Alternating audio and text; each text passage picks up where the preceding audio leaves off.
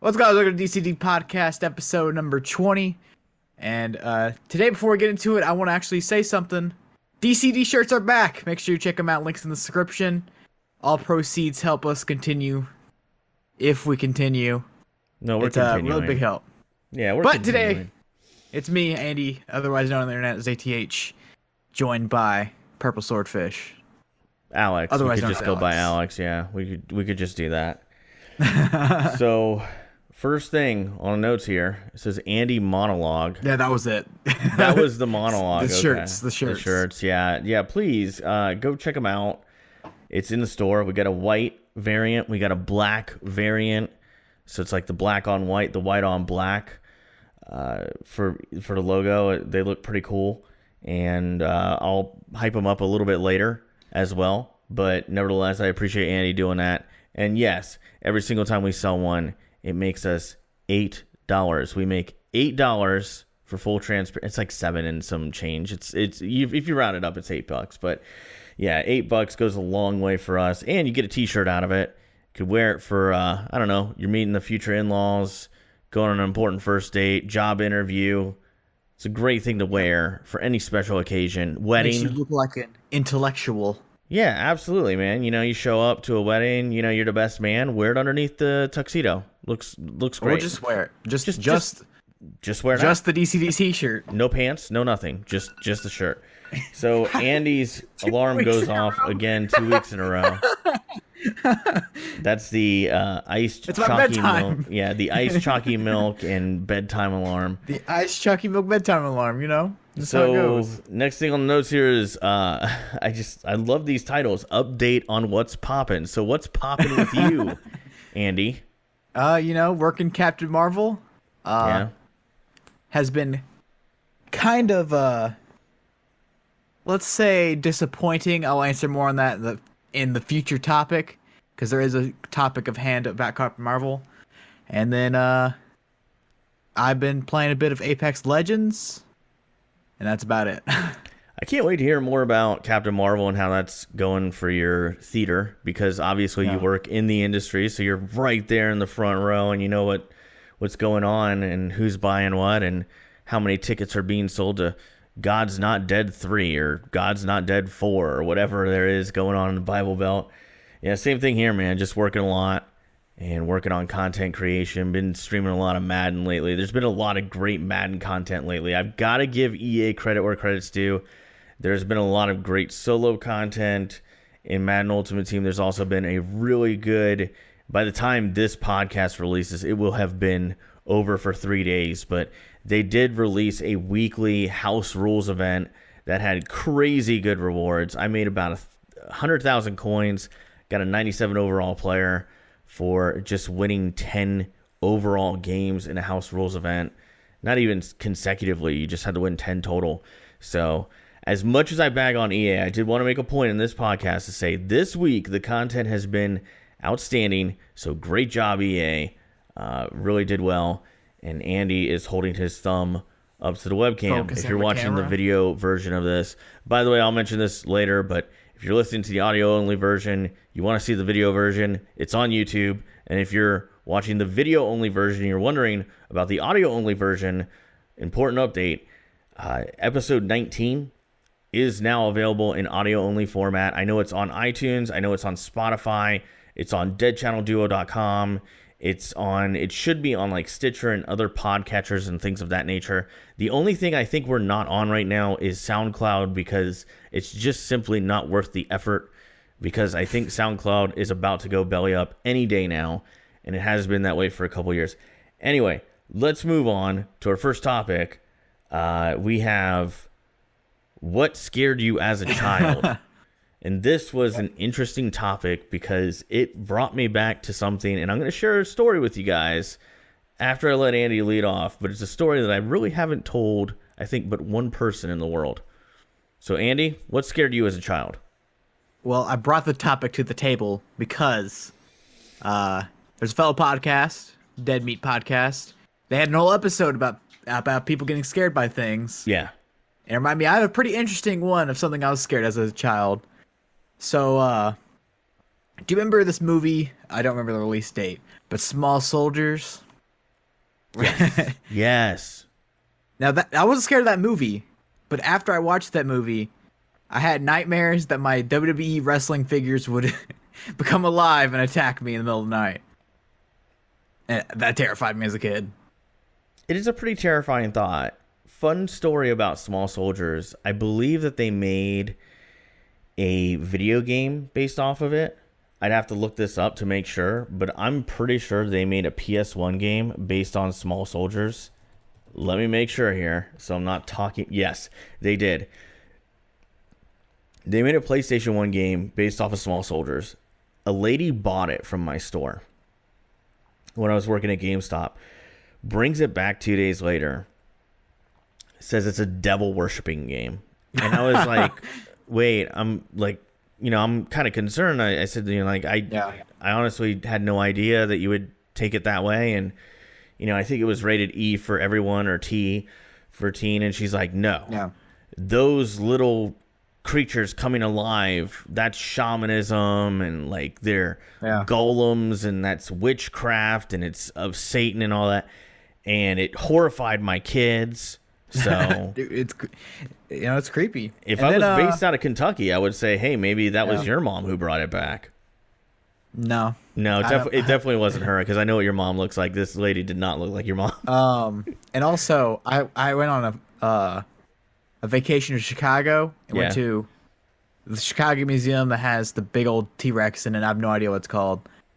It's a famous museum. I know the one you're talking about. Yeah, they have a bunch of mannequins there. That creeped me out too. Mannequins are creepy. It is a little creepy when you think about it. Yeah, like I couldn't walk in front of them. Gonna grab you. Yeah, I can't say that I really ever got scared by that. I know one toy that came out that I was a little bit too old for it, but my brother was about the right age, and my cousins who were about my brother's age too. He's a little bit younger. He's 3 years younger than I am. And Furby came out, and Furby was like the really hot toy.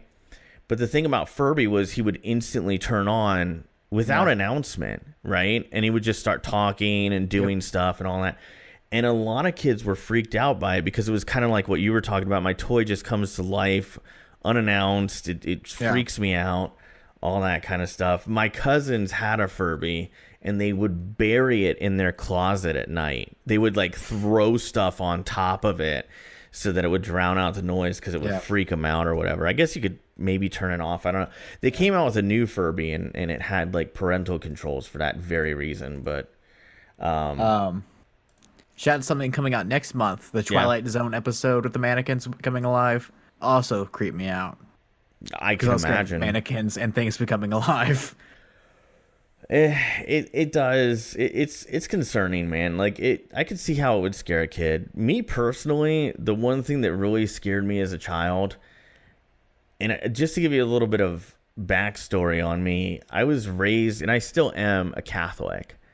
And when you're raised Catholic, one thing that's very persistent through Catholic culture is the idea of demonic or satanic possession. Yeah.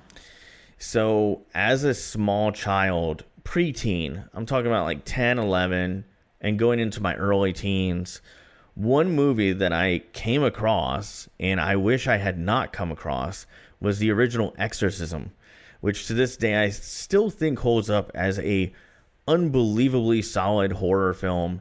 I know certain aspects of it, specifically the special effects, you could look at it and go, well, it's not that good anymore. But the premise is still the same. It's still a very, very troubling, and like there's like this almost sense of hopelessness in the movie that really, as a viewer, comes through to you, and it's really good.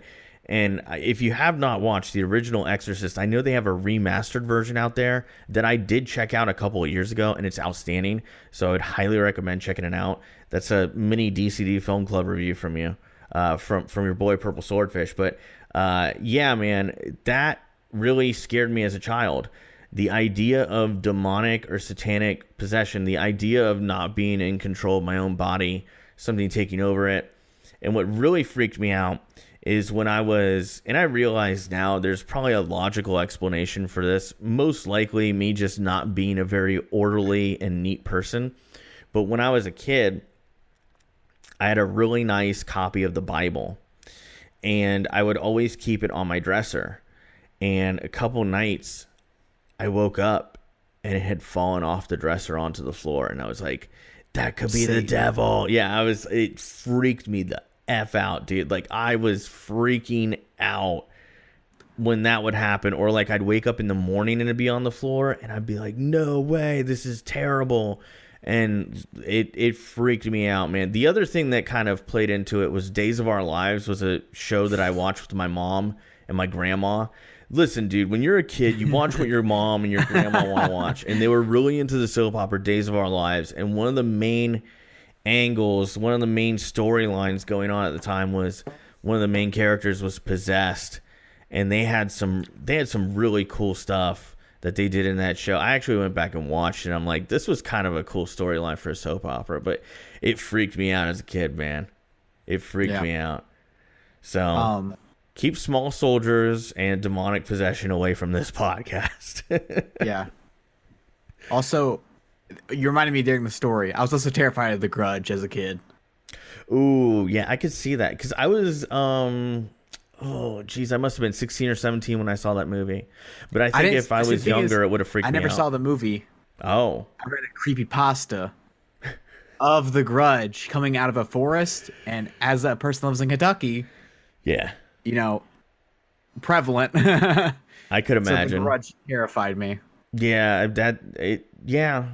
The premise of that movie, the actual movie's execution, I'm sure you've watched it by this point, but it's not very good. We'll save that for DCD Film Club episode 312. Yeah, 800 or whatever, yeah. That's at the bottom of the pile. So, all right. Let's move on to our next topic, a little bit more lighthearted. It involves Full House, in a way. Really lighthearted. Yeah. So, Aunt Becky from Full House, a.k.a. She wouldn't do it. I believe it's pronounced Lori Loughlin, right? Yeah, I have no idea. I think it's Lori Loughlin. Has been caught red-handed along with a couple other small-time... 49... other people. Yeah, but they're mostly small timers compared to her in Hollywood, and they've been the biggest name. They've basically been paying off high-level universities to get their own kids into college. Andy, what are your thoughts on this? Well, they're paying them. She allegedly paid them $500,000. Jesus. To take away scholarships from other kids. They would take like athletic scholarships from a kid, or like not actually take it, but use athletic scholarships, and schools don't get that much. Say they get 20, and you just give one to an actor just because they want a college diploma, which they're not going to actually go to the classes. They're also getting paid through college. Do you think, because I asked my wife about this today, do you think that it is an overreaction to charge these people criminally? I mean, yeah. Okay. Unless it, well, I mean, it is a government-ran school, kind of. Yeah. If it was a private school, it wouldn't be like less harsh. Yeah, you see, here's the thing, but man. You're kind of scamming the government. Yeah, I hate to be the guy who is all about order and rules and a stickler and all that. But here's the way I've always looked at it. The minute you start taking federal funds or state funds, taxpayer money is a nice way to put it, you're under a lot more scrutiny because everything's got to be above board. If you're a private institution, you can do whatever you want. You could admit whoever you want. It doesn't have to be above board. I realize even those schools have regulations, but nevertheless, for them to be accredited, they do have to have some things above board. But my point in this is, if you're going to take federal money and then you're going to take money under the table from someone like Lori Loughlin, and there's probably a kid out there who would have gotten that scholarship if it wasn't for you. And I saw people on Twitter trying to defend this. I saw people on Twitter saying we have bigger fish to fry. I agree with you. There's a lot of other things that we should probably take a look at, but here's the problem. When you're taking federal funds, you're under federal scrutiny as well. And the FBI is going to get involved, and they're going to hit you hard because that investigation costs time and money. So, same reason why the FBI stepped in with players getting paid. I mean, it's really not so different. I mean, because I saw the same thing happen in there where people were like, hey, you know, this isn't really that big of a deal. But at the end of the day, if you're taking federal funds, you're taking funds illegally, you know, let's just call it what it is. You're taking funds illegally. Well, you know, those federal funds could have gone somewhere else, or, you know, it's an ethical thing, man. Like, and that's the worst part about it is, you know, rich people suck sometimes, man. Like, there are so many people out there like Bill Gates, and I'm struggling to think of another person right off the top of my head, but there's so many people who donate and have all Ted Turner is another great example. Yeah. Like philanthropists who have money way more than they'll ever need and give so much away to great causes. And these people are using their money to get their kids into a good school and get some other kid out of it. That's just such garbage. And Melinda try to donate most of their money to charity, but they just make so much money that they're profiting off donating charity. Yeah. But, you know, when they, you know, inevitably, when they make so much money that they can't, you know. I mean, when they inevitably pass away, apparently like 95% of their net worth is going to be given to their foundation, which is, you know, very admirable and, you know, big ups to them. But I'm disgusted by it. I can't believe people are trying to defend this. It's not cool because guess what, man? Like, what if it was your kid that didn't get that opportunity because Lori Loughlin paid $500,000? Like, it's sickening. Some kid lost an opportunity because of that. It's shameful. So I do hope they throw the book at her, and I know she probably won't do any prison time whatsoever. She'll probably get a slap on the wrist, a fine, and pay more money. some kind of probation. But, you know, anyway. Aunt Becky, you've let us all down. So, Andy, what's our next topic here? The Reason I'm Broke podcast has a question for us. I privately DM'd Daniel. Oh, okay. Since we don't have any listener questions, and that's what we used to do, I went and hunted one down, and I decided a good friend of the channel, Daniel from The Reasons I'm Broke, was the guy to do it from. And he asks, his original question was, have you seen as much hype at the movie theater from Captain Marvel as with other previous MCU flicks? Which is kind of a question towards me because, you know, Alex doesn't know because he doesn't work in the business. No, I don't. Or went to see it. I've only worked for 3 MCU movies, I believe. Ant-Man. No, did I work for Black Panther? Yeah. I worked for Black Panther, Avengers, this, and Ant-Man. I think that's all of them. Avengers takes the cake. This one's been quite disappointing. It could be disappointing as in, like, people coming in. Not as busy as we should be. Really? But then again, I also only work mornings now, which back then I only closed, which is different. I work from 9 to 5 instead of 5 to 1 in the morning. Yeah. But also from the numbers I've seen, it's been quite sad. Yeah. Besides the opening weekend, we haven't sold that much tickets. And no one seems like, basically my summarization of how people are hyped about it. Most people come in and then they're like, I can't wait for Endgame. And then when they leave, they see the Endgame poster and they're like, can't wait for that. Don't really like talk about the movie. Ouch, man. And then I asked for a follow-up question because that doesn't involve Alex. And he says, how excluded do you both feel from Captain Marvel as straight white males? I mean, I know that I made a big joke out of it. So, you know, for that, I'm sorry. I know that there were some people who did correct me. I did have a couple people reach out to me and say that the way I kind of approached Captain Marvel and said, hey, they said straight white males shouldn't go see it, so I'll just comply with that request. Honestly, I was trying to be cute. I didn't really have any interest in the movie to begin with. Like I said, I really think it, my personal opinion, I hope it does well for the people involved. I hope they make a lot of money, because I know a lot of people have a lot riding on it. Their careers are riding on it to an extent. But it's not really something that interests me. I don't really feel excluded because I wasn't like dying to see this. So, wait, you weren't? Oh my God. No. See, here's the thing, man. Like, I did a little bit of research that I should have done before last podcast, and so originally Captain Marvel was, I'm probably screwing this up. I know Daniel's going to correct me, and it'll be in the next oops, we made a mistake, here's a correction segment. So Captain Marvel was originally a DC character. No, I mean, technically they're two different characters. There was a Captain Marvel character, a character named Captain Marvel in the DC universe. That's what I'm saying.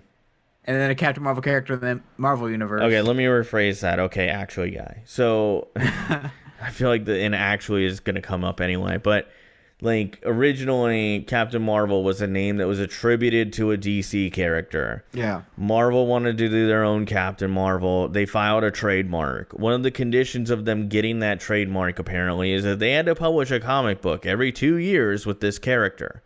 So if you look at Captain Marvel's comic book series, they usually last 6 or 7 issues in. There's been a couple runs that have gone longer than that, but very few. The majority of them don't go very long. A couple of them, they only did like one-offs, like 3 comic series, and they do it like clockwork every 2 years, right? Just so that they can hold on to the trademark. So a superhero like that, I kind of go, why would I want to watch a movie on that? And also, how much source material could you really have to make a movie out of it? But it sounds like it's doing well financially. It hasn't done well. Yeah, it's like so I forget what, maybe 9th biggest opening ever. Yeah, so I mean, like, it did well on its own. It wasn't an Avengers movie, but very few things are. So I mean, it seems like it's done well financially. People didn't seem to like it very much. The public perception is that it's not a very good movie. The critical reception is apparently great, which, again, we could talk all day about how critical reception and public perception are different, and I feel like why that is. I don't know, dude. Anyway, critics will get bombarded with hate if they say anything bad about it. Yeah. So before we move on from Captain Marvel, and I'll let Andy say whatever he wants to say, as far as questions for the podcast go, you can always tweet those to us at Dead Channel Duo on Twitter. And then also I set up a phone number where you guys can actually call in completely free.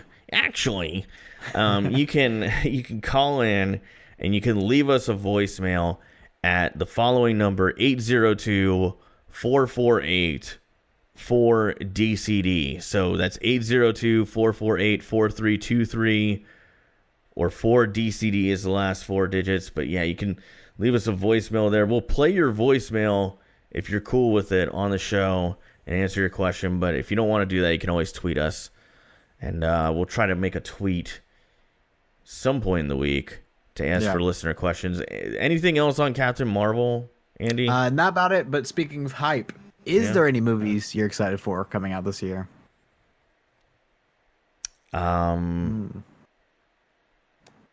There's a couple, but I can't think of them at the moment. Maybe Godzilla. Pet Cemetery. I'm so terrible because stuff like that, I usually see it when it goes to home video. I don't see a lot of stuff in theaters. So I know, like, the next movie that I really want to see, it's already in theaters, is How to Train Your Dragon 3. I really want to see that. Maybe Frozen 2. Never saw the first one, and I really don't think that I'm a target audience, and I don't think I'd enjoy it. No. Lion King remake? Nothing? I'll see that. I will be seeing the Lion King remake because I love. I kind of want to see that, but I'll probably check it out when it hits theaters. I'm sorry, it hits home video, I should say. Yeah. Yeah. I really can't think of many things that like have me incredibly excited.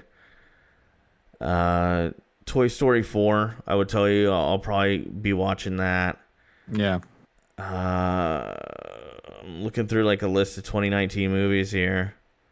Oh, Detective Pikachu. I'm excited for that. So you're not excited for the Sonic movie? I am.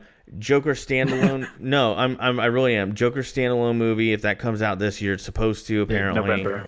Yeah, I'm looking forward to that. Yeah, Detective Pikachu, Joker. If it comes out this year, I feel like it might get pushed back.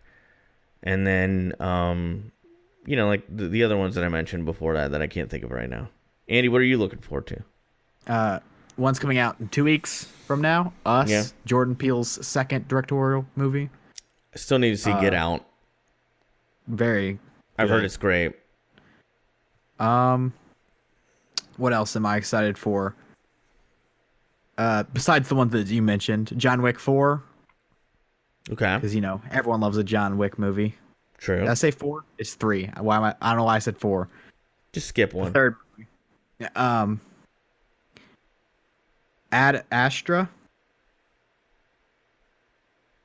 The Godzilla movie. I don't know if you mentioned that.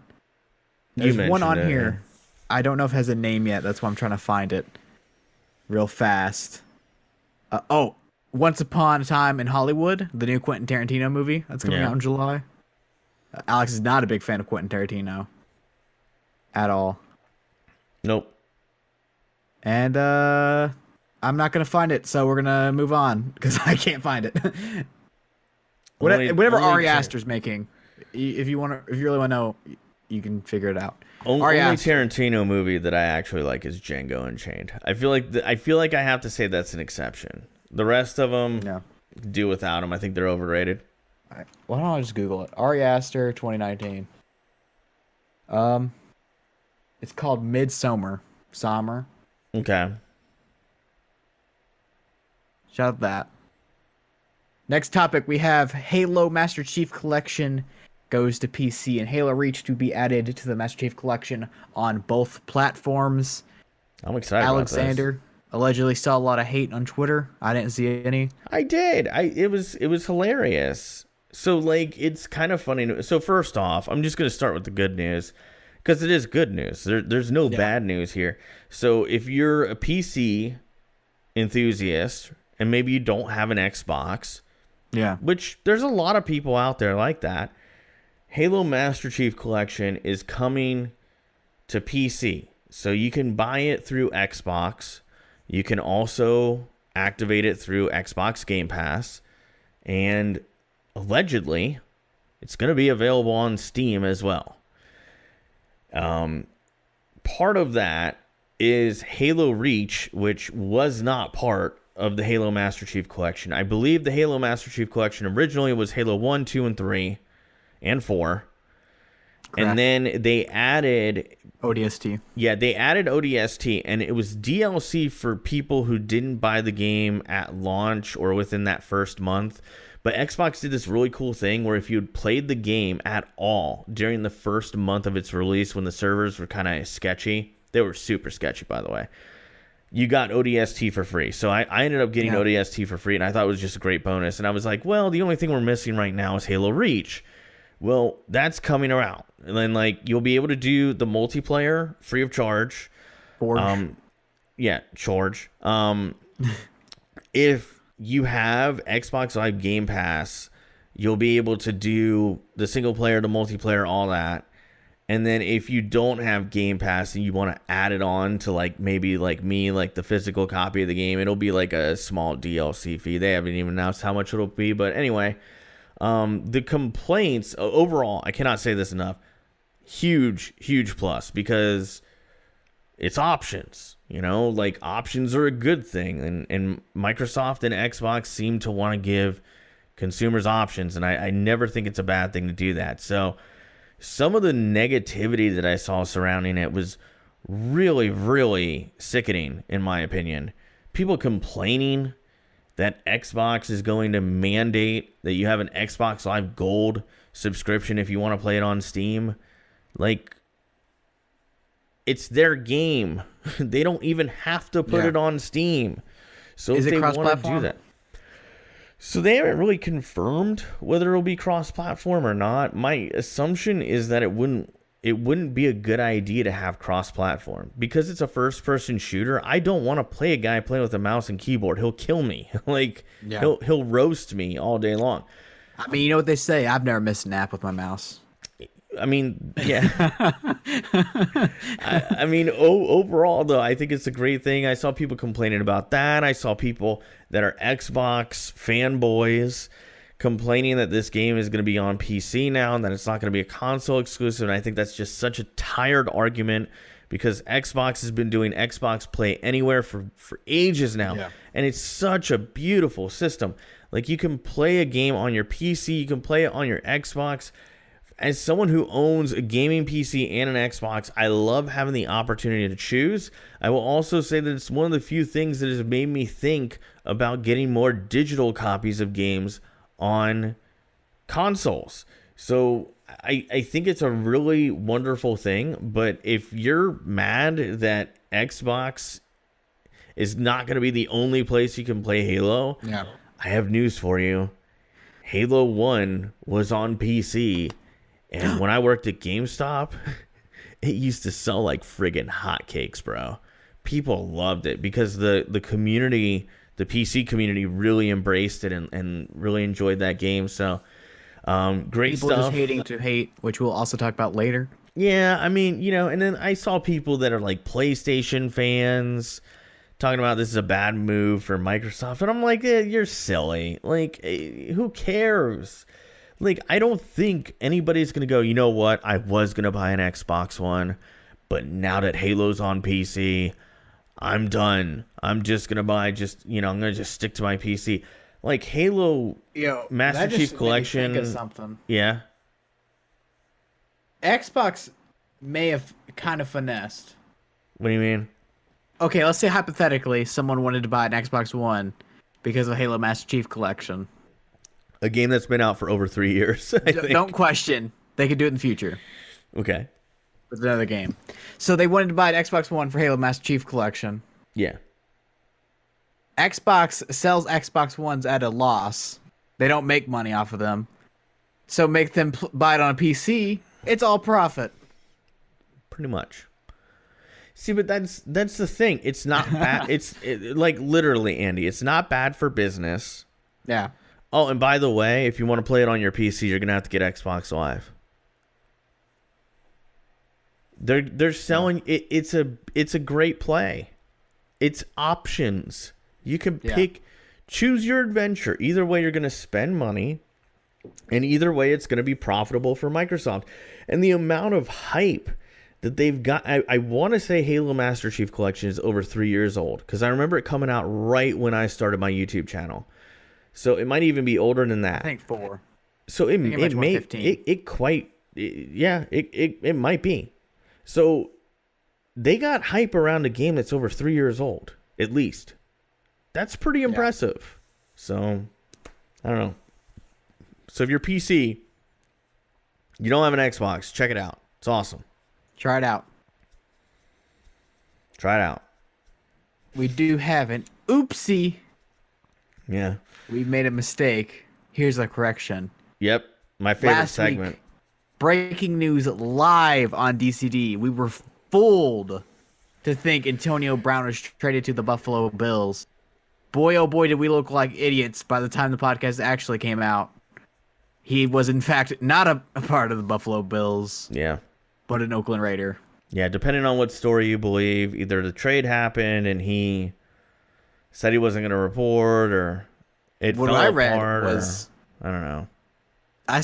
What I read was, because according to people, Oakland never offered for Antonio Brown until after the Buffalo Bills trade. So may or may not, they just outbid him right after it was handshake deal.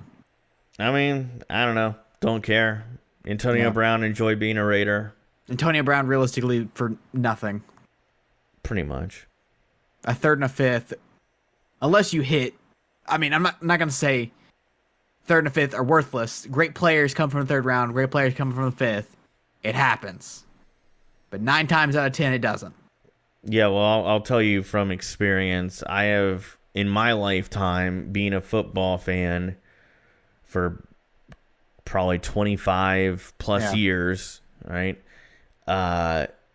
I've seen third round picks get cut in training camp, and I'm sure Andy has too. So the third round pick is not necessarily such a great asset. I think that the Steelers honestly just wanted to move on. Picks. Yeah, I think that the one system that still holds true for me is the Jimmy Johnson way of looking at draft picks. He had a chart that he made up, and there are NFL front offices who have modified that chart but still use it today. And I think that, like, every once in a while there will be a trade and they'll be like, so-and-so got traded for a conditional 7th round pick. That is not an asset. That's nothing. Like, that's nothing. A 7th round pick traded is basically, hey, we're trying to get this guy's money off the books. Yeah. Here you go. And it's also like an ego thing. I think there are a lot of teams who have done that to, like, save the player the humiliation of being cut, released, whatever. Yeah. Like, Jerry Rice famously got traded to the Seattle Seahawks at the end of his career. I know a lot of people probably don't even remember that. I barely remember it. He got traded to the Seattle Seahawks for a conditional 7th round pick, which I believe never got conveyed. So it was basically a way of saying, like, we can't cut Jerry. He's a friggin' legend. The greatest football. Yeah. Well, I mean, I think he's the greatest football player to ever pick up a football. Yeah. Yeah. Sorry, Tom Brady fans or Aaron Rodgers fans or whatever. I don't know. So anyway, moving on. Antonio Brown not going to the Bills. Oops. Sorry. We made a mistake. Here's a correction. Let's move on to sports, Andy. DCD Film Club. You always. We're doing Film Club next. Okay, cool. So I'll let you lead off. All right, DCD Film Club is my selection this week. I decided months ago that Red Dead Redemption reminded me of this, because there's a chapter in the game that's very similar to the story, and it just happened we never watched it. Now we're months later, so I still picked it, and it's also a pretty solid movie in my opinion. I would like to know your thoughts of it. Have you seen the movie before this week? So I watched a lot of Clint Eastwood movies when I was a kid, and I think I saw this one, but I'm kind of glad I went back and watched it because I had more appreciation for it now, obviously, because I'm older and, it wasn't on TV and there weren't commercial breaks and all that. So yeah, I don't think that if I did see this, I probably came in on the middle of it, watched the rest of it, and didn't really remember much. I have some notes for you that you may or may not know, and also the people at home. This movie's kind of historic, I guess you could say. It first off, it was a recreation of Yojimbo, a Akira Kurosawa film. He's a Japanese film director. He makes very good movies. If you want to check them out. They're all subtitled, but spectacular. But this is the first movie to popularize the spaghetti western film, which an entire genre is based off this. And this is also Clint Eastwood's first main role in a movie. Yeah. So this movie brought us Clint Eastwood and the spaghetti western. Yeah, it was groundbreaking. I did a little research on this movie after watching it. Yeah. And I did see that apparently the people this movie was very, I hate to use the word loosely, but it was loosely based but had a lot of similarities to the one that you mentioned. Yojimbo. It's a remake of it. And they got sued, if I'm not mistaken, by those people. So I thought that was interesting. But I go into things that I appreciate about this movie. Ennio Morricone, the I don't know what the position's called. I'm dumbing right now. The guy that made the score. The score is incredible. Yeah.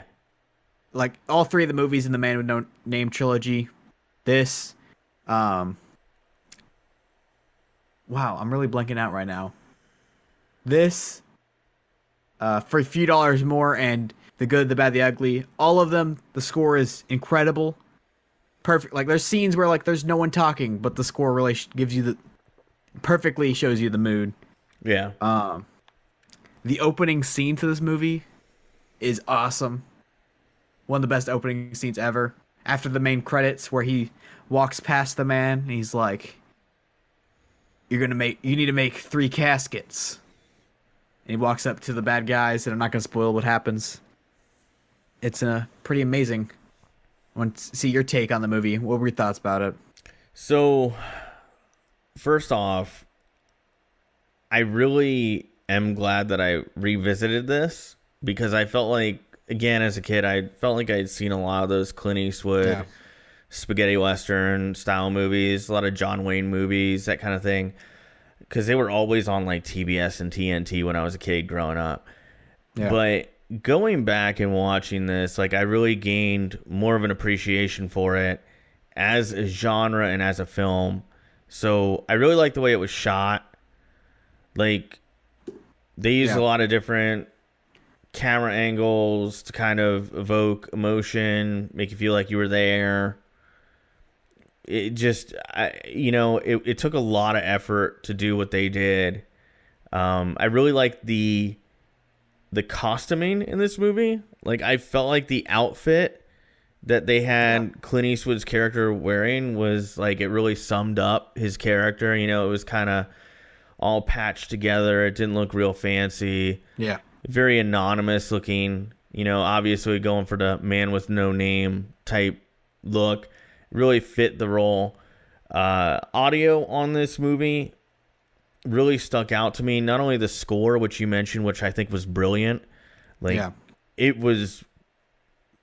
really stood out, the score. 10 out of 10. Yeah, it's really well done. But the way they captured audio on these older films was different than the way they do audio now. Like, back then, they were trying to go, and I researched this a little bit, because I was like, the audio on this, like the style and the technical way of capturing audio sounds different. A lot of it was they wanted it to make it sound like you were in the room, if that makes sense. So it felt like you were actually like right there. It wasn't overproduced. It wasn't heavily edited. So there were lots of high highs. There were lots of low lows. And I know that might bother some people, but like, I like it because it's kind of immersive. Like, you felt like you were there. And the whole movie's dubbed? Yeah. It was filmed in Italian. The whole movie is in Italian and then dubbed over in English. Yeah, but like the way they capture that audio though, it was like they were trying to make it feel like you were in the room, You can barely tell it's dubbed. Like, I mean, sometimes the words are kind of off, but they sync it up really well. Yeah. They sync it up really well. Overall, I mean, I really enjoyed the movie. I thought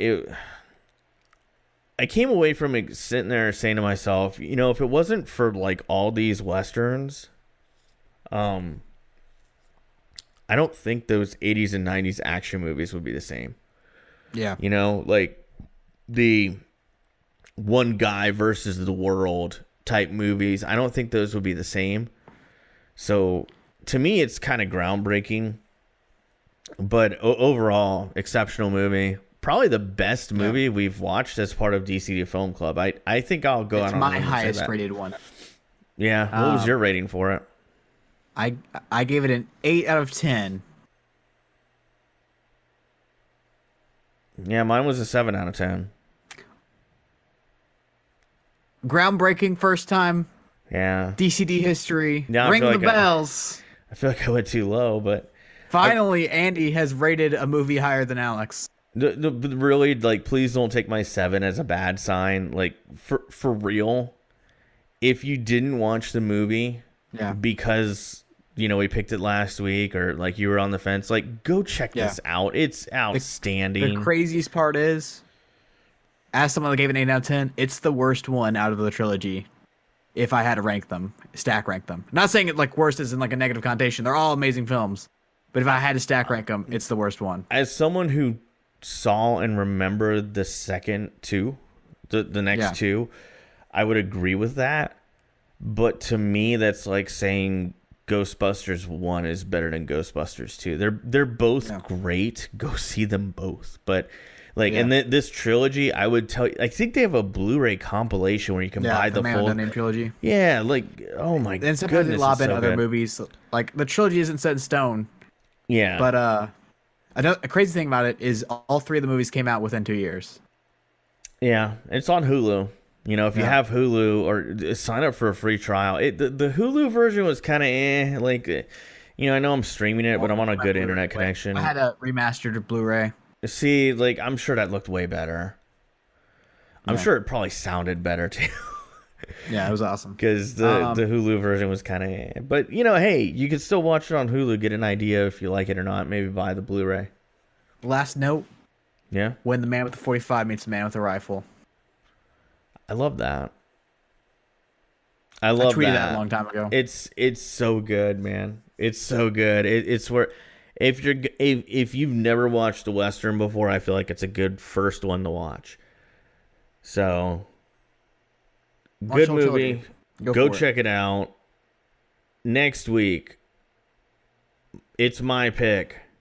I'm excited. And I know I made a couple of guesses, but apparently I was wrong.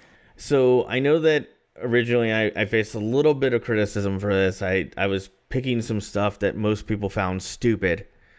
So no more stupid stuff. I'm going with this pick and probably my next couple picks. I'm going to try to give you an idea of some movies that I think reshaped the way I think as a human being. So this week, I'm picking 2001: A Space Odyssey. And the reason I'm picking that one is, one, it's one of my favorite movies of all time. I'd easily put it in my top 5. Secondly, I realize that most of the people that listen to this podcast probably have never seen it before. Yeah. And I think that they should, because it's a very good movie. So I'll leave it as that. This is unfortunate. Why is it unfortunate? I haven't seen it, and I was waiting to watch it in the 4K version. It's out. The 4K version's out. Yeah, no, it is out, but it just, I was waiting. I'm buying it this weekend. It was eventually going to get on DCD. I was going to pick it at one point. So, I mean, it's eventually going to be a film club. I don't want to hype it up too much, but this movie changed the way I looked at film forever. I mean, let me get the exact release date. I believe it came out in 1967. Yeah, the movie you picked came out a year after mine. So if you watch them both, it'll show you how crazy 2001: Space Odyssey is. 65 then? It came out in 68. Okay. The other one came out in 67. Oh, okay. Well, and it's also a Stanley Kubrick, greatest director of all time, and we can both agree on that. It's hard to top. It's hard to top Kubrick, man. It's really hard to top Kubrick. So check it out, guys. I know it's not on any streaming services. I'm sorry for that. I know that you can rent it for as low as $2 on some streaming services, and I would encourage you to do that or buy a copy of it. It is on YouTube for $4, iTunes for $4, Vudu for $4, Google Play for $4. That's all Google will tell me. Yeah. There's one. Probably Redbox it, maybe. I don't know. Maybe, but it's worth seeing. I would tell you, check it out. I know they play it on TV sometimes too, so I don't know. But I hate to pick something that wasn't on streaming services, but I wanted to pick something that wasn't stupid, that wasn't another Freddy Got Fingered. So I went in the complete opposite direction and picked something that I think is a beautiful movie that stands the test of time. Also, got to say this about Fistful of Dollars before we move on. That movie, as I was watching it, I said to myself, this movie is 52 years old. It is crazy how good this still looks. It's filmed that well. Like, it still looks great. That's crazy. With 2001. Oh, 2001's totally... The exact... Yeah. Well, it looked amazing at the time. But another reason why it looks so good is because of the cameras they used back then shot, and I think it was 8K. Yeah. But they didn't have the technology to, like, put it into theaters at that or anything else at that, obviously. Yeah. So that's why it kind of still looks incredible. But even like the special effects for a movie that came out in the 60s. I know. So good. Check it out, guys. It's going to be worth it. All right. Let's move on to sports. All right, starting off with sports. We can start off with Alex's favorite thing, the first thing that happened out of this. WWE Fastlane happened. Oh, we're going into that right away. Yeah. Yeah. I just want to say that if you're a WWE fan and maybe you skipped WWE Fastlane, maybe you thought it would be a worthless pay-per-view that didn't really have much going on, or a lot of times people think Fastlane's that kind of weird armpit in between Royal Rumble and WrestleMania that doesn't mean much. It was an exceptional pay-per-view. Becky Lynch versus Charlotte was great. Daniel Bryan versus Kevin Owens and Mustafa Ali was a great match that really tore the house down. So many good matches on the card total. Cannot say enough good things about it. And I'm really excited for WrestleMania. So if you're a wrestling fan at all, you get a free trial for WWE Network. It's a 30-day free trial. You watch Fastlane, then you watch WrestleMania too, because it's coming out within the next 30 days. But Fastlane was great. Andy probably has no thoughts on Fastlane, so I'll just say for him. I have thoughts on a better sport. Oh, Darren Till fights this weekend. Check it out. UFC Fight Night 147. Watch Fastlane. It's better.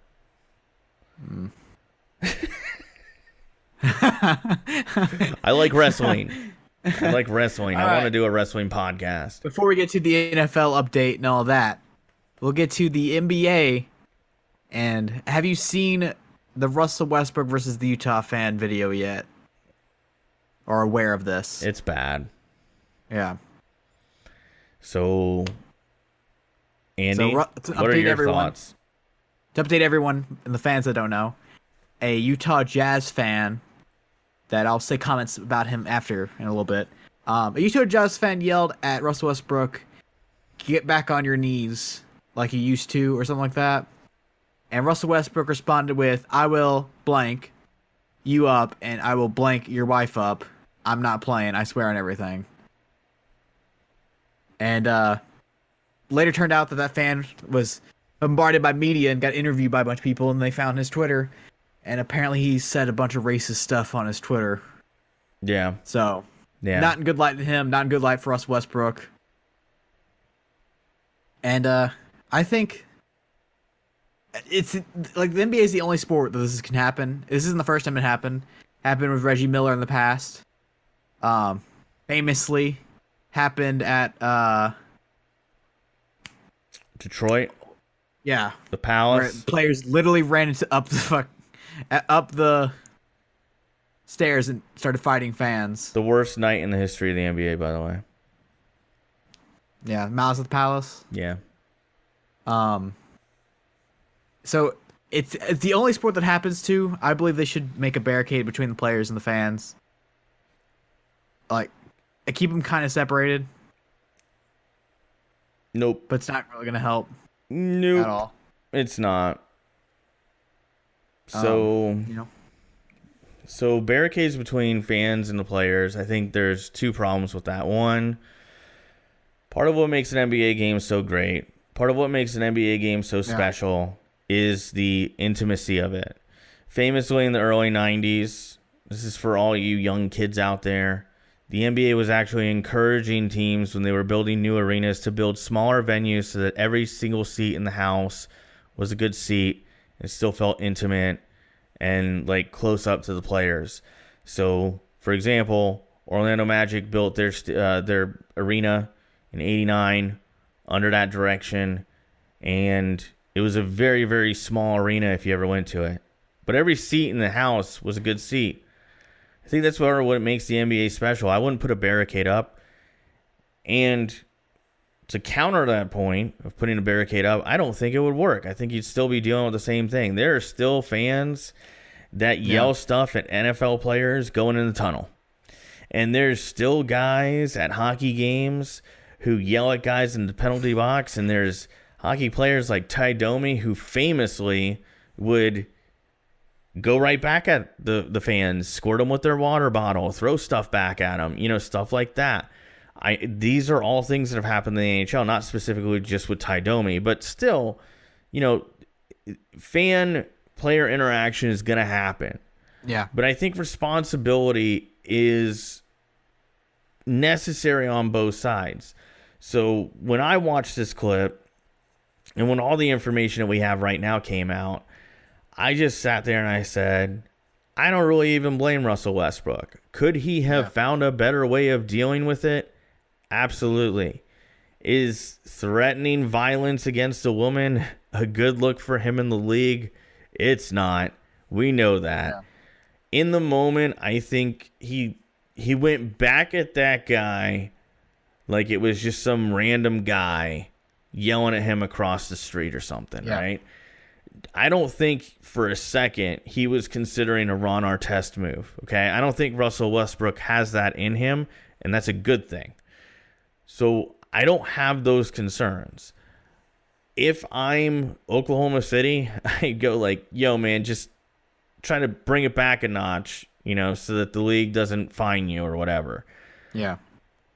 As far as the fan goes, here's the thing, man. I get it. He's been permanently banned. Justifiably so. You paid for your ticket. You want to boo? Cool. You want to say someone sucks? Cool. You want to make it personal like that? Don't be mad when somebody comes back at you. Yeah.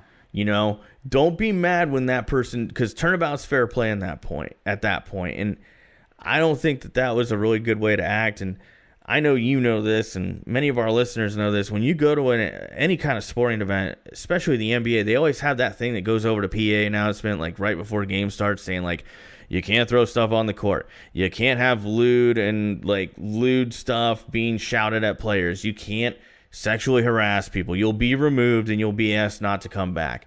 So I get why it was banned, permanently. I don't have any problem with it. I get the whole I bought my ticket line of thinking. That's fine for booing, telling somebody they suck, telling a team they suck, whatever. But when you start crossing that line and making stuff that's borderline racist, and if it's not racist, that comment was kind of homophobic, one of the two. I mean, can't do it, man. Can't do it. Not cool. I'm kind of shocked Westbrook got fined. I think a nice warning would have been. Him, though. Yeah, but I was just warn the guy or something. Yeah. I don't know. It's unfortunate. It's unfortunate, but I wouldn't want to put up a barrier at NBA games. It's too much of a moneymaker, too. Like, those courtside tickets are very expensive. Yeah. And the only reason people pay for them is because you're right there. But at the same time, there's the Nevada game in NCAA where players or fans stormed the court, and the Nevada players were not attacked, but they were, like, getting pushed around by fans. And there was a huge heated battle in the whenever they're going to the locker room between the Nevada coaches and players and the cops, where they're like, you can't just let fans touch our players like that. Yeah, so better security would help. I think so too. I also think that punishment for fans that do that is justified. Bans. One of my biggest pet peeves, I know somebody's going to get mad about this, but one of my biggest pet peeves is like when a college team wins a big game in football, these fans storm the field and they knock down the goalpost. It's like, dude, somebody has to fix that. That costs money. Like, why? What does that accomplish? I hate it. Similar thing. Hate it. The Alabama-Auburn game a couple years ago when Chris Davis returned the punt return for a touchdown to beat Alabama, and the fans stormed the field. If Chris Davis stepped out of bounds, they can't continue the game. The fan storming the court literally ends the game no matter what. Yeah, I hate it completely. So they couldn't review it because nothing would have happened. Which he didn't step out of bounds, but hypothetically, they couldn't continue the game. I also know somebody who legitimately, and they have scars to prove this, almost got trampled at a Yankees game by fans storming the field. Because they got pinned up against a chain link fence, and basically the chain link fence went down.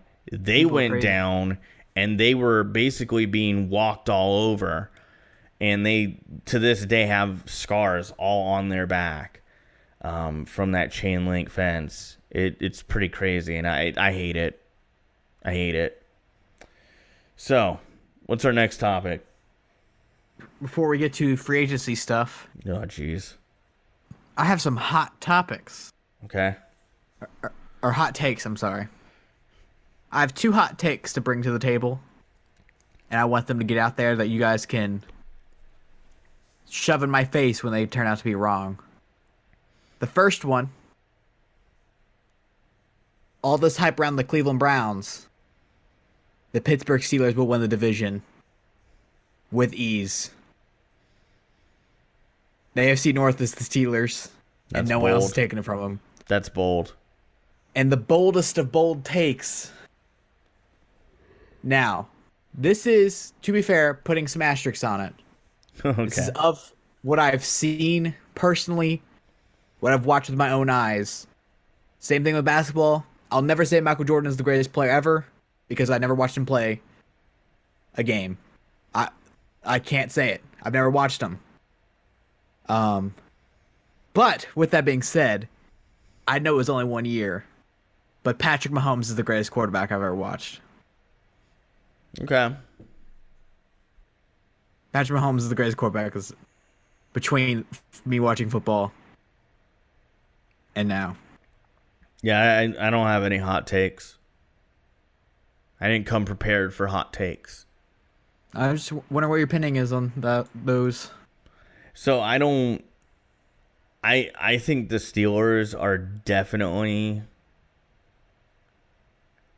third at best in that division. I think the Ravens are better than the Steelers right now, and I think the Browns are better than the Steelers right now, strictly in terms of talent. Yeah. I think the big question mark always becomes, what about coaching? What about injuries? Yeah, what about things like that? But I don't know, man. I think the Steelers really took a huge step back this year. I think it was kind of coming. I think we all knew it was coming. And next big foot to drop is going to be Big Ben maybe retiring soon. Yeah. Or maybe he plays for another 4 years. I have no clue. But I feel like it sort of is the end of an era in Pittsburgh.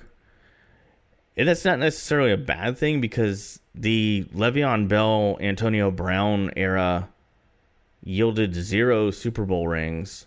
Yeah. So, there's that.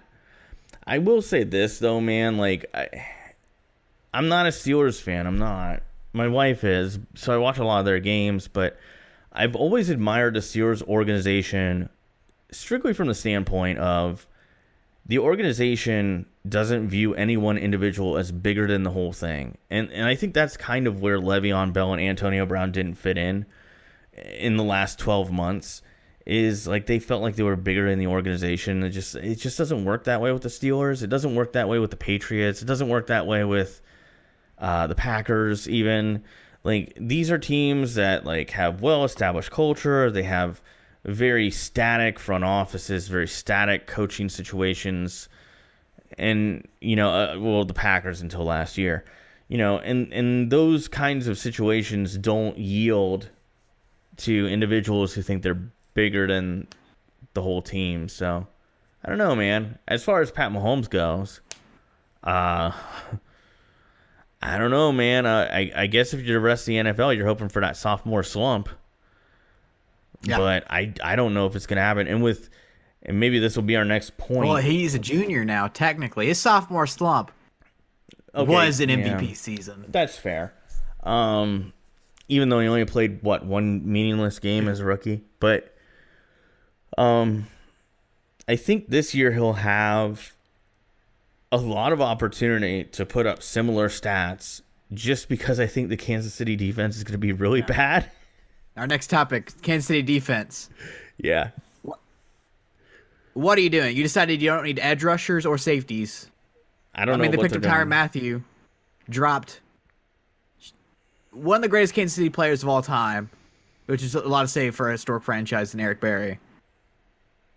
To be fair, he played 7 games in 3 years, but yeah.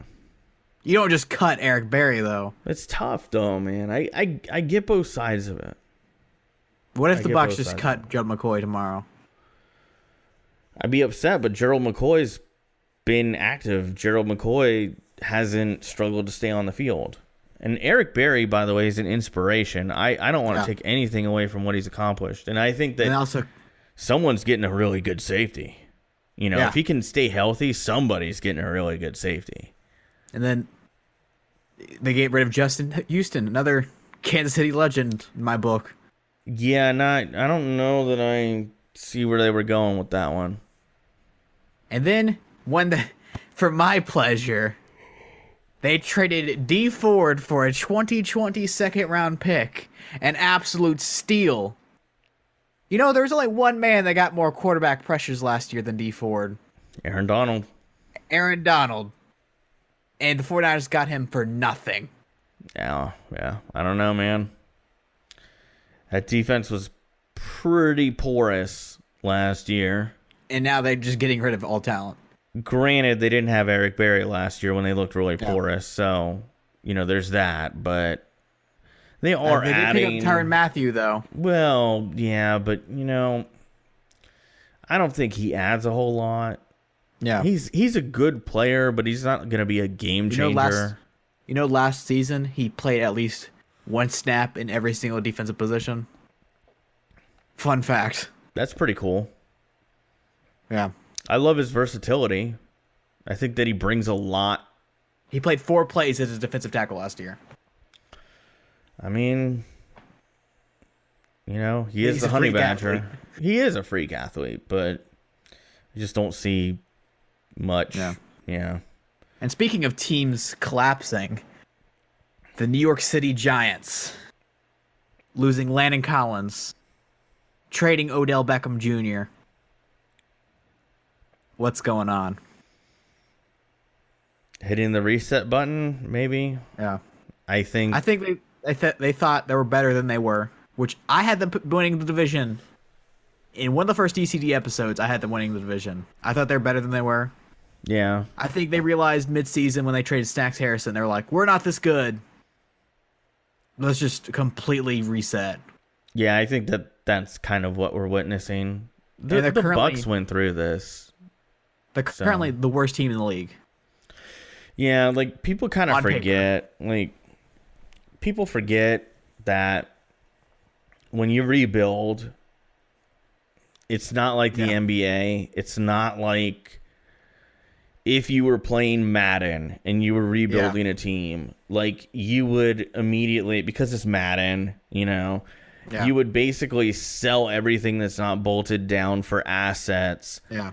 And then you would turn those assets into something in the future, and hopefully you have a good team at the end of it. But, like, unfortunately with the NFL, because it's a 53-man roster and the salary cap and the collective bargaining agreement, there's a lot of stuff to navigate. Yeah. The NFL CBA, because they have a hard cap, an absolutely hard cap, unlike the NBA, where and also a 53-man roster, like, you have to have bodies, right? With dead money being a factor, a lot of times you can't just trade everybody at once. Otherwise, you'd be playing with nothing but guys on veteran minimum deals. So I think what we're really witnessing in New York is a situation where over the next 2 or 3 years, Eli's either going to go somewhere or maybe retire. I think every other asset they currently have on the roster is going to go away. Eli will be the backup next year. Maybe. Not next year as in the upcoming season. The year after that. I could see it. When they draft Tua or one of the great quarterbacks in the 2020 class. I mean, the Snacks Harrison trade was kind of a big indicator to me. Like, they basically... it's another trade for nothing. Yeah, but, like, it was kind of an opportunity to... Like, I thought it was kind of a classy move because they let him go be somewhere where he could be competitive. Yeah. And then, the Olivier Vernon trade I thought was the first sign that they were out. Because say whatever you want about Vernon, he had a pretty decent year last year when he was healthy. So in the short time, he's great. Yeah. So a little overpaid, but he's an outstanding player and doesn't get the love by fans. Yeah. So like when they traded him, I'm like, they're not interested in winning this year. Yeah, I just realized he's going to be with Myles Garrett. Yeah. That's a good line. Yeah, it's going to be a really, really good team in Cleveland. But speaking New of York, that trade, the 2 trades that the Giants and Browns did in total, the Giants received pick 17, a third, Jabril Peppers and Kevin Zeitler, and the Browns got back Odell Beckham Jr. and Olivier Vernon. The best player in the Giants' offense and defense. They got Jabril Peppers. Oh, thank God. They got the guy that was supposed to be the next Tyrann Mathieu. Yeah. And ended up being a worse day on Buchanan. I don't know, dude. I think that it's quite literally, it's a fire sale. I know this from being a Marlins fan, and it doesn't happen take a quarterback this year at 6? No. Yeah, I don't think it either. No, I think they wait. Why would they? I think they're going to be really rubbish this year. I think they want to be. Do you think they try to get rid of Saquon? No. I just hope they don't. A lot back for Saquon. Yeah, but I just hope they don't run the poor guy into the ground. Yeah, because he's going to be all they got. Receiver. Right now, he's their number 1 receiver, number 1 running back. Yeah, I could see a scenario where Saquon Barkley touches the ball. Who else? 20, 30 Evan times. Ingram? I mean, Evan Ingram's great receiving. Yeah, but he's had health issues. Sterling Shepard. I don't think Evan Ingram's a long-term thing in New York, honestly. Benny Fowler. Nah. It's going to be rough. You want to watch a very depressing video, watch Bengals Giants videos recently. Yeah, he's been pretty sad. I feel bad for him. But I lived through the 2015 offseason, so I know how he feels. Yeah. We were forced to rebuild. By choice. The Bucks, they went through it. I mean, they won that Super Bowl, and a couple years later, Derek Brooks, Warren Sapp, John Lynch, Mike Alstott, all gone. I was less bitter with the Celtics one, but yeah, finessing the Nets. So that was actually a fleecing. Yeah, that trade with the Nets. Yeah, it's like the Herschel Walker trade of the NBA. Yeah, it's the biggest finesse ever. It was really bad for the Nets.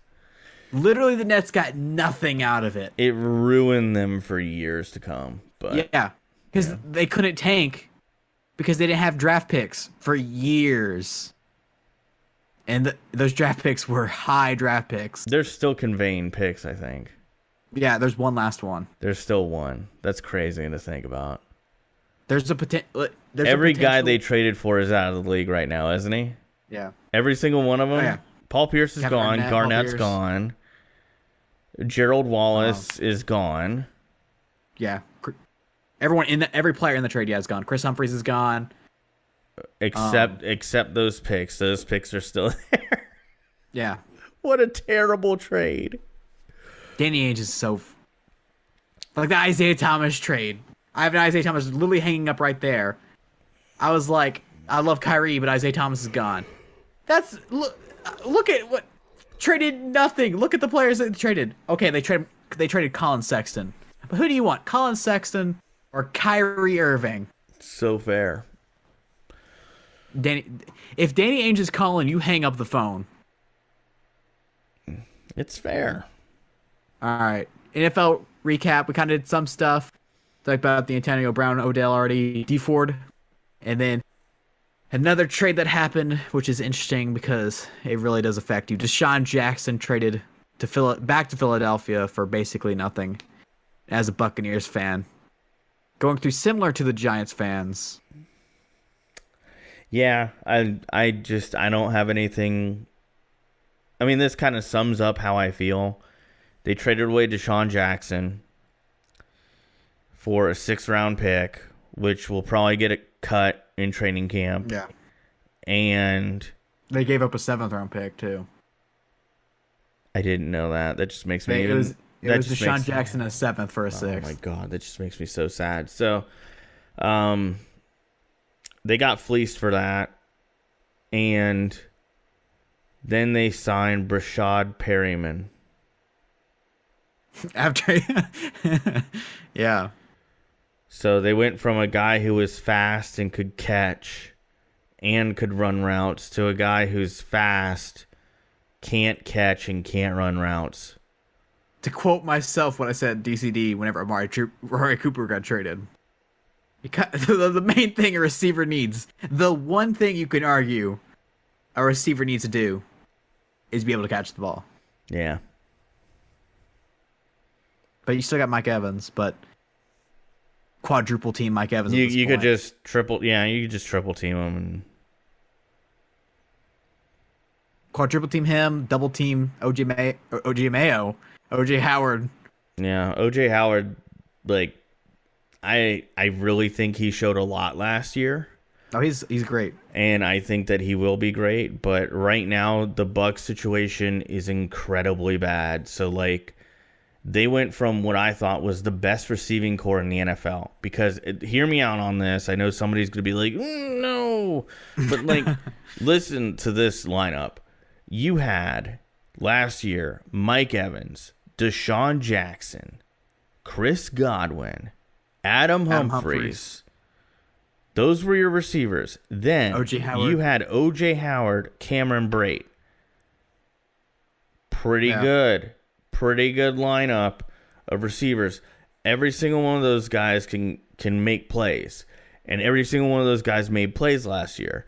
But, you know, when Fitzpatrick was in, by the way, I believe he threw a touchdown to every single one of those guys over the course of his, 3 starts. So, there you go. Breaking news on the show.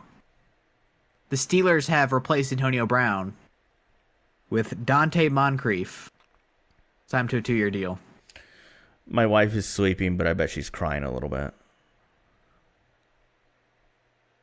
So, welcome to Pittsburgh, Dante Moncrief. And another guy who has speed and can't catch.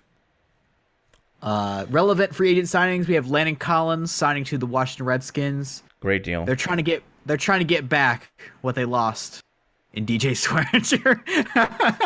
I would tell them that they should have kept Swearinger, but I get why they did it. But anyways, Landon Collins, amazing player.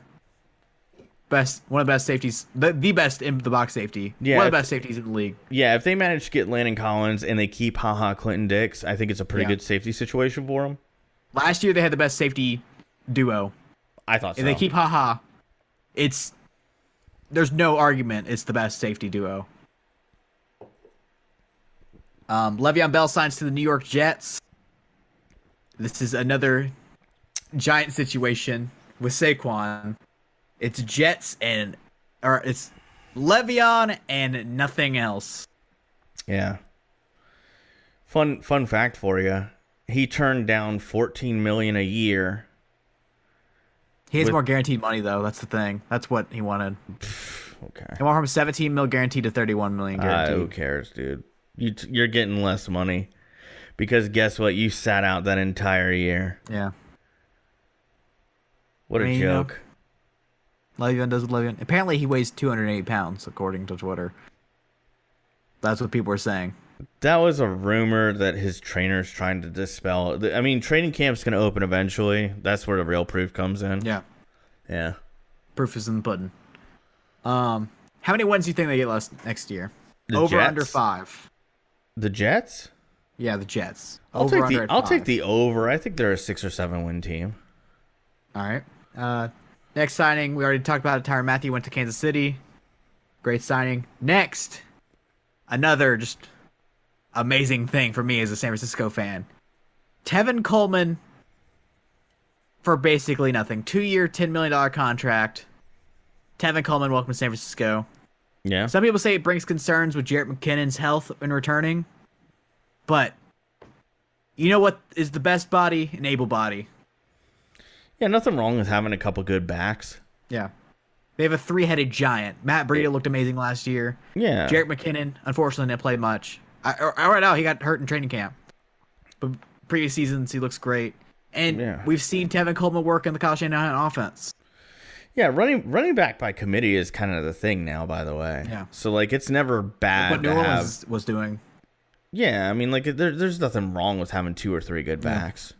And if I remember correctly, you know how everyone's like Jerick McKinnon super fast? He's the slowest of the 3 by 0.02 seconds. Yeah. So they're all super fast. It'll be a fun team to watch. Then we have another unfortunate one for you. Adam Humphries signed to the Tennessee Titans. Another wide receiver gone from Tampa Bay. So, a lot of times fans get mad at players for going elsewhere. I want to make this 100% clear. I don't blame anybody who left the Tampa Bay Bucks and got more money, because Tampa Bay, like, word on the street is they didn't even make an offer. Like, they weren't even interested. So, dude, Adam Humphries, go make your money, dog. Like, in the words of the great Elton Brand, go make your money, dog. Like, seriously. To quote Randy Moss, straight cash, homie. Hell yeah, dude. Like, Titans are going to pay him that much? Dude, he's good, too. He'll be good for them. Like, he was the best safety blanket Jameis Winston had. He would run those underneath routes. He'll be great for Mariota. So, great move for him. Blake Bortles got cut. He's finally free to go wherever he wants. That's about like 4 years too late, but yeah, sure. I wanted San Fran to cut Jimmy G and pick up Blakey Bortles. It's God. He had that 2 years ago. He had a decent enough year to where I was like, maybe this is the turning point. But does he get a backup job? Oh yeah. I mean, shoot. Dude, Mark Sanchez keeps getting backup jobs. They keep calling him to come off the couch and be a backup. Blake Bortles will find a backup job somewhere. Speaking of backup jobs, you see what Sean Payton said about the backup job for Drew Brees? Someone asked him, they were like, so do you see anyone in the draft you really like for the future if Drew Brees retires next day? Or, like, you know, a backup right now? And he said, I got my guy already. Teddy Bridgewater's already on the team. I don't see it, but if Sean Payton sees it, I'm probably wrong. Which he's currently to admit that. Technically not contracted to the team, but Sean Payton hopes that they re-sign him. They should.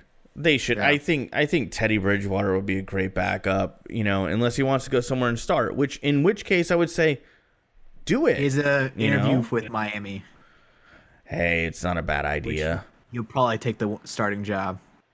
Maybe, but I get both sides. I get both sides.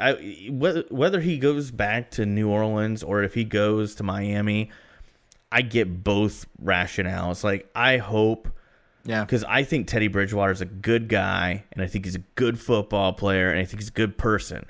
Yeah, and that injury was a freak injury, and it wasn't his fault. It wasn't like he did something, like, he was in practice, bro. So, like, I hope he just gets a good opportunity, and if he wants to win in Miami, I hope it works for him. I liked him out of Louisville. He's better than Lamar Jackson. Come at me, haters. Teddy Bridgewater's pretty good, man. Deion Buchanan, finally something good news if you take it that way for the Tampa Bay Buccaneers. Deion Buchanan signs with the Bucs. Yes, Deion Buchanan. That's for my buddy Bengal. But yeah, Deion Buchanan is a Buccaneer, and I actually like that move because it reunites him with Bruce Arians, and I think Deion Buchanan is a freak of an athlete, and I hate that Quan Alexander is gone. But I think Deion Buchanan, I think that he can do a lot of the same things and fill some of that gap. Yeah. We have Nick Foles to Jacksonville. Desperation. This is... I don't know how this GM has this job. It's Tom I'm a Coughlin. 19-year-old kid. Yeah, I mean, that makes a lot of sense. It doesn't make any sense. It makes some sense, and I think it could work. Unless you ran Philly's offense. No, I think it can work. You know what I think they need? I think the biggest like a lot of people last year, they blamed Bortles, and I'm not saying that he was good. He was put in a bad position. He was put in a position that you never want to put Blake Bortles in. He was having to make plays by himself. What made Blake Bortles good, the one year he looked good, was Leonard Fournette was such a threat. It opened up the passing game They had the best defense lot. in the league. They did have that too. And I think that if they can get the defense back, which I think they can, and they can get Leonard Fournette to buy in and play some good football, Nick Foles will just have to do game manager Nick Foles, not superstar Nick Foles. One move that brings the defense back together. Convince Paul Puzzles need to come out of retirement. Not a terrible idea. I don't think it's on the table, but for in the locker room. I do think you're right. You brought this up to me, I think about a week or two ago, and you were like, yeah, have you noticed since Puslewski left, that defense hasn't been the same? Yeah. And defense. There's got to be something going on in the locker room. It's kind of like when Derek Brooks left the Buccaneers. They had a lot of the same players, but that defense didn't play as well because Derek Brooks was the glue guy. He brought it all together, you know? And towards the end of his career, Derek Brooks was not very effective, but he brought everybody together, and I think Puslewski was the same thing. Then we have Quan Alexander back again, signed to the 49ers, which I saw a lot of hate. People are like, they signed him to a bigger deal. But he signed $3 million less than C.J. Mosley, and he's a better player than C.J. It's only 24, I think. He's I think it's 9 months younger than Reuben Foster. Yeah. Quan Alexander, same thing, man. Go get your money, dog. I don't hold it against you. The Bucks did not want to pay you. They should have, but God, he's gonna be so good. If I was a 49ers fan, I'd be pumped. And if you're a 49ers fan out there, all the 49ers hate are like, dude, every time 49ers do something on Twitter, they hate it. This is Twitter for the 49ers this free agency, all right? It's been, fire John Lynch. He hasn't done anything, which I don't believe. I have full faith in John Lynch and Kyle Shanahan. They're like, fire John Lynch. He hasn't done anything. Then they go pick up Quan Alexander, a great player. Okay, sure, he missed some tackles, but what they want to be a coverage linebacker, he's really good. I don't even. Okay, he missed some tackle. Every player misses tackles. Quan Alexander is a phenomenal player. If you're a 49ers fan, I know Andy appreciates it, but if you're a 49ers fan, watch some game tape on Quan Alexander. I am telling you, he's really, really, really good, and he's unbelievably underrated, and the Bucks didn't appreciate him, and they didn't want to pay him, and it's a huge miss. And if you think John Lynch and Kyle Shanahan are doing a bad job in San Francisco, you don't know what a bad front office and a bad coach look like. Look at Cleveland's situation when they had Hugh Jackson. That's a bad front office. That's a bad coach. Y'all got good stuff. You got some cool stuff going on in San Francisco. The craziest part about it is we lived with the Trent Baalke. The Trent Baalke was awful. There was an era where I want to say Jed York, that may be the same GM, where he was like pulling all the strings. Jed York's the owner. Well, yeah, he is the owner, but like it was like he had this GM who was just like, you could tell he was basically doing whatever Jed York wanted him to do.